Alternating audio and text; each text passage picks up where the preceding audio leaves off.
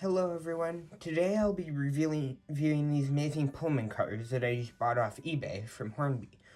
So these cars I've been wanting for a while. So since I'm an LNER Scottish modeler, I already have a set of BR Mark 1s that I can run with my BR stock, but I wanted some nice LNER teaks or some Pullmans that I could run with my LNER locomotives. Of course, I can run them with my BR locomotives too, since teaks and Pullmans were still both used in BR service. So I found these Pullmans for a good price on eBay, so I decided to jump on them, and they are very nice models. So one thing I will say is that for a little while, I did have two of these Pullmans. These are the older Hornby Pullmans. I believe they're still sold in the railroad range. They've got the old couplings, which isn't too big of a deal, and the detail on them isn't that great, which, it's fine. It doesn't really bother me that much. But what does bother me about these is the way that they run. When going around curves, the bogies get all locked, the wheels on them get all locked up. They get pushed against the bottom of these coaches, and literally the only locomotives I have that can actually pull these around the layout are the Class 37, because that thing can legitimately probably pull every single car I own. And then the A4, my Flying Scotsman, which is broken now, and the P2, which are like huge locomotives. Literally nothing else can pull just these two coaches. These obviously weren't working. I tried filing the bottoms down to make them run better, but it's just not working. So I was like, you know what, I just need to pick up some nice new Pullmans that are better built and actually run properly, which these do. If you look at the bogies here, you'll see the couplings are kinematic, and the flanges are less thick, and there's plenty of clearance between the wheels and the body, so I have no problems with these going around curves, which is awesome. In terms of detail, these are pretty good. You can see up here there's some separately fitted wiring. These handrails here on the doors are separately fitted. It has sprung buffers.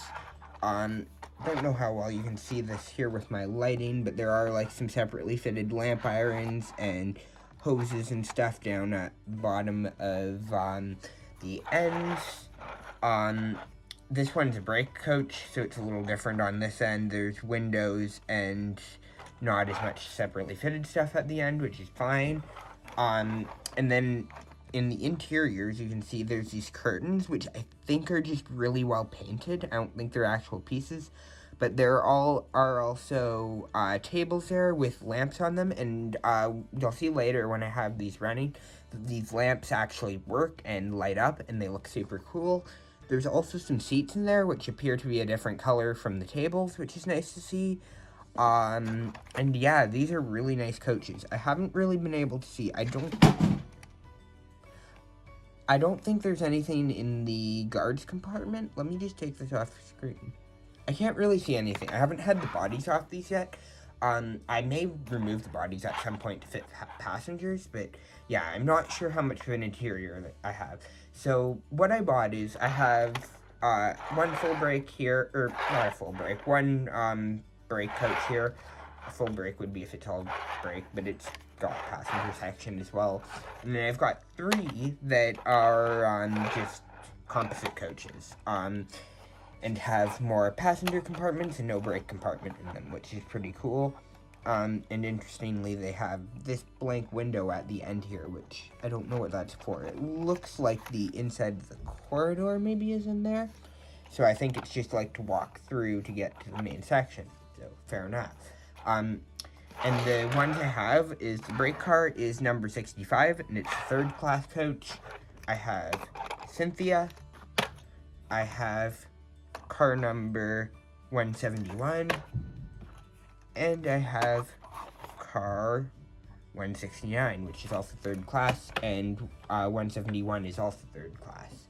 So anyways, I think that's enough of the look at these. They're very nice coaches, and I'm very happy with how they look. So now I will show you them running down on the layout. As you can see down on the track, these coaches run freely behind locomotives, and they're very smooth, and I've never really had any issues with them derailing.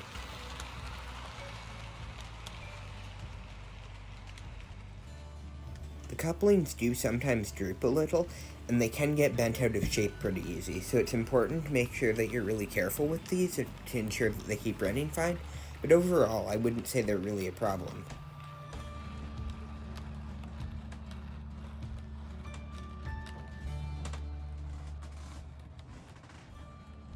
Enjoy these next few shots of the coaches running on the layout.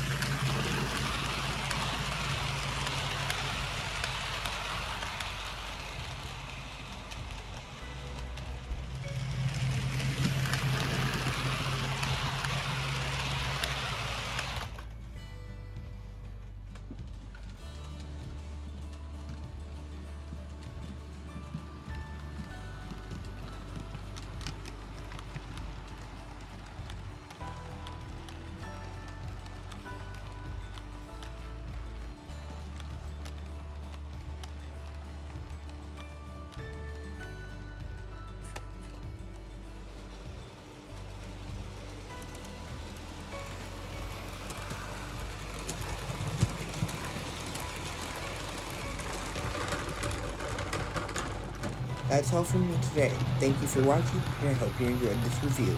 Bye!